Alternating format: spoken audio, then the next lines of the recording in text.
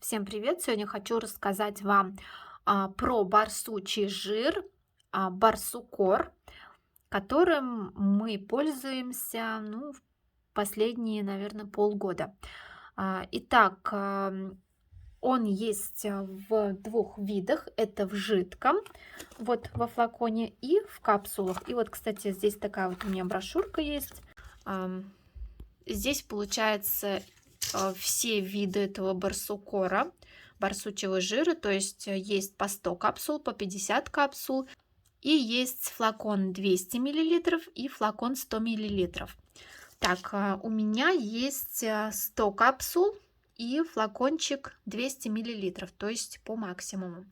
И покупали данные препараты мы в разных аптеках. И в капсулах 100 капсул стоило 359 рублей, а 200 миллилитров 597 рублей. Ну и давайте вкратце расскажу, что это и для чего. В общем, это биологически активная добавка к пище и противопоказания индивидуально непереносимость компонентов, беременность, кормление грудью, заболевания печени и желчевыводящих путей в стадии обострения.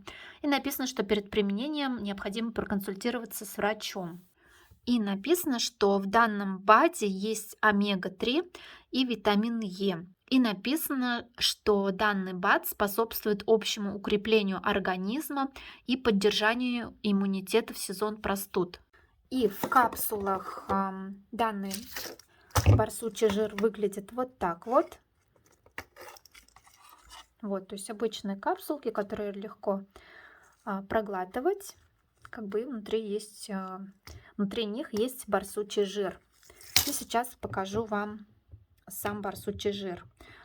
Кстати, если не ошибаюсь, в зависимости от температуры, в которой находится данный жир, он либо застывает, если в холодильник, например, положить, либо наоборот в жидком состоянии. То есть я храню при комнатной температуре, и вот на данный момент он у меня в жидком состоянии. И написано, что надо хранить при температуре не выше 25 градусов. А вскрытый флакон хранить в холодильнике не более 1 месяца. Но в жидком виде мы барсучий жир не употребляем вовнутрь, а используем для растирания. Так, позже объясню почему и для чего. Ну и вот так выглядит барсучий жир в жидком состоянии. И по запаху напоминает обычное подсолнечное масло. Ну, может быть, чуть-чуть какой-то другой аромат. Ну и теперь, что касается эффективности. Данный барсучий жир в капсулах нам принесла свекровь. Принесла она для детей, потому что в последнее время они часто болеют. Вот, и посоветовал ей пропить для профилактики барсучий жир терапевт. Я, конечно, не знаю, можно ли его детям. В принципе, противопоказаний нет, но детям я даю всего лишь по 1 капсуле, потому что для взрослых там дозировка побольше. Ну, как бы я на всякий случай стараюсь детям много не давать, потому что, ну, мало ли что. Вот в противопоказаниях нету возрастных ограничений, но при этом в рекомендациях по применению написано взрослым принимать 12 капсул 4 раза в день во время еды. Но в целом могу сказать, что для профилактики хорошее средство, но, наверное, увлекаться им точно не стоит.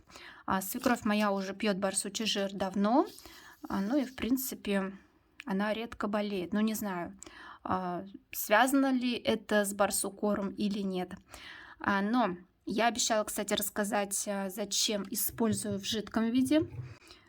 Использую я его для растирания грудной клетки, не трогая область сердца и, получается, спины во время болезни, а точнее в тот момент, когда у ребенка бывает кашель. Я вам сейчас, конечно, точно и правильно не объясню, но педиатр нам советовала, когда вот у нас был кашель был такой с трудно отделяемой мокротой, она нам советовала втирать в грудную клетку, опять-таки не трогая область сердца, и как бы спину, она советовала мазать барсучим жиром. И она, кстати, действительно помогала. У нас кашель был более продуктивный и быстрее он проходил. В общем, данный БАД мне понравился и в капсулах, и в жидком виде. Вот, и на этом все. Всем большое спасибо за внимание. Не болейте и до свидания.